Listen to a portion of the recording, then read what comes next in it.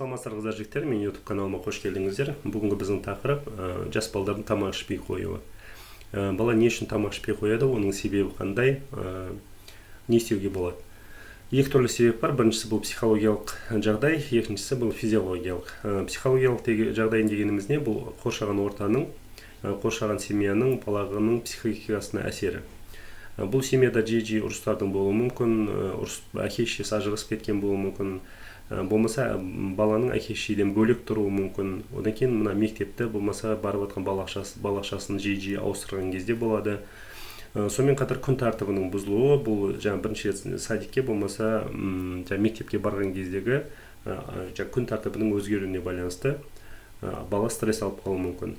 Жалпы көңіл күйдің болмауы, одан кейін баланың бір нәрсемен ауырып қалуы, сонымен қатар жалпы баланың қатты бір затқа көңіл бөлу, барлық зейін ауысып кетуі мүмкін. Бір ойындарға, телефон бар, планшет бар, соған байланысты азаннан кешке дейін ойнап бала тамақ жемеуі мүмкін, ойындарға қызығып.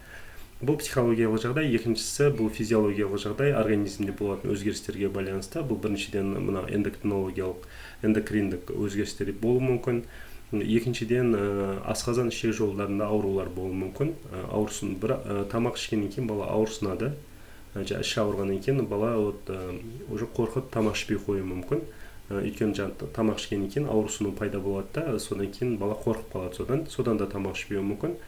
Екіншісі ауыз қуысындағы ауыз қуысының ойылып кетуі, ауыз қуысында стоматиттің болуы, одан кейін тіс аурулары.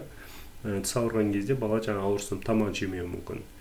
Одан кейінгі тағы да бір жағдай, жалпы қатты жүйке жүйесі қозған кезде адамның аузында сілекей бөліну нашар болады. Сондықтан көбінесе черепноймен туған балдарда аузының құрғақ болады да, құрғақ тамақты жей алмайды бала. Одан кейін паразиттердің білесіздер 100-ге жуық түрі бар. Аскарида бар, астриций бар, лямблий бар, тағы да басқа түрлері көп. Солардың бір белгісі бала тамақ ішпей қояды, одан кейін ішінің ауырсынуы болуы мүмкін. Осындай жағдайларға байланысты бізде балдар тамақ ішпей қояды, оның соңы не болады?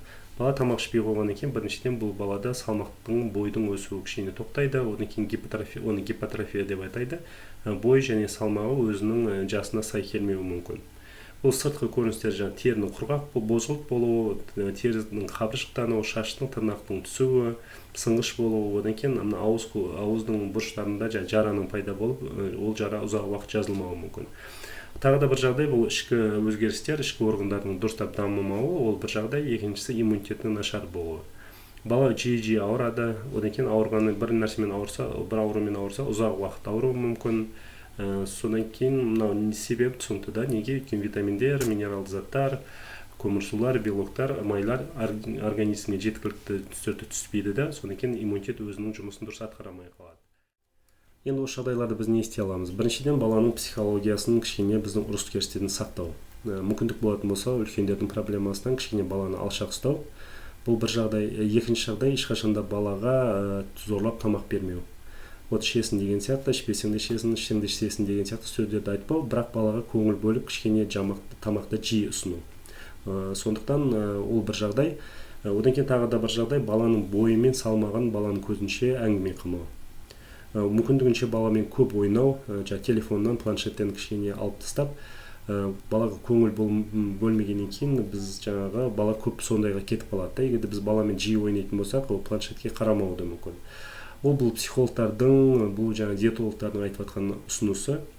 Ал егерде денеде болып жатқан физиологиялық өзгерістерге байланысты, бұл мысалы стоматит болатын болса, ауызда соны емдету, тіс ауырса оны емдету, одан кейін асқазан ішек жолдарда проблемалар болатын болса, оны дәрігерге көрсетіп, оны да емдету. Сондықтан бұл түсінікті жағдай. Енді тағы да үшінші бір жағдай бар, бұл витаминдер беру. Барлық балаларға біз витамин беруіміз керек. Ол тек қана тамақ ішпей қойған балаға емес, тек қана ауырып жатқан балаға емес, жалпы барлық балаларға біз витамин беруіміз керек. Өйткені витамин қазір ішетін уақыттары, өйткені бұлардың өсіп жатқан кезі, организмнің өсетін кезі. Егер бір зат жетпей қалатын болса, организмде кейін үлкен келген кезде бұл проблема болуы мүмкін. Мен өзім беретін витаминім бұл Happy Smile. Дәрігер ретінде мен көп бұны ұсынамын өзім жақындарыма, туысқандарыма. Жақында оны упаковка алдық, барлығын таратып жібердік, тағы да заказ қылуға тура келді. Осындай жағдай.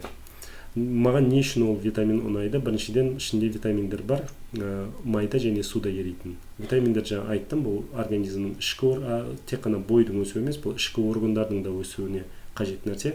Бүкіл заттар, бүкіл біздің ішіп жеген тамағымыз, бұл химический реакция жүреді организмде. Витаминдер сол үшін керек. Соларға ферменттерді жасап шығару, коферменттерді жасап шығару керек нәрсе бұл витамин деген. Витамин болмай қалса, организмде жетіспей қалса, зат алмасу кішкене бұзылады. Ол тоқтап қалмайды, витаминде жүреді, но бірақ ол нашар жүруі мүмкін. Сондықтан организм өсіп жатқан кезде бір заттың жетпеу қалуына байланысты организмде кішкене ақаулар да болуы мүмкін. Ол үлкейген кезде байқалады көбінесе. Ол осындай жағдай. Екінші, мына витамин бар, витамин сары малина бар. Сары малинада бұл витаминдер.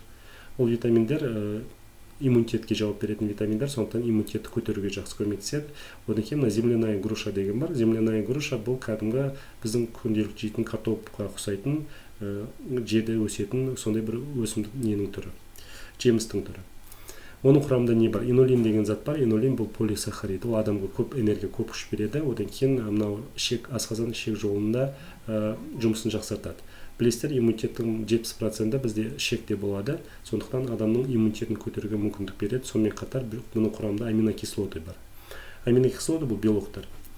Былайша айтқанда біздің денемізде баланың денесінің өсуіне мүмкіндік береді. Сондықтан иммунитетті көтеруге, организмнің ішкі органдарының дамуына, сыртқы баланың келбетінің дұрыс болуына, баланың жалпы дұрыс уақытта бойы менен салмағының жасына сай болуына бізде хепикс-майл бар. Мен өзіме ұнады, өзім 2 жыл болды бұны қолданып келетқанымызға, сондықтан мен бұны жақсы смело сізге рекомендовать ете аламын. Өйткені бұл результат бар болған екен айтып жатқан әңгіме. Бір капсуладың күніне, бір таблетканың күніне 1 рет, жевательный таблетка ішінде 3 ретке дейін ішуге болады. Егерде профилактика 1 рет берсеңіздер болады, егерде ауырып жатқан жағдай болатын болса 2-3 таблеткаға дейін беруге болады. Сондықтан қолданып көріңіздер. Менің де басқа да ютубта Дона Белла мужской шайлар бар, джентльмен деген. Тағы да басқа NL компаниясының өнімдері бар, соны көрсеңіздер болады. Лайк қойыңыздар, подписка жасаңыздар, ұнаса сұрақтар болса қойыңыздар. Үлкен рахмет.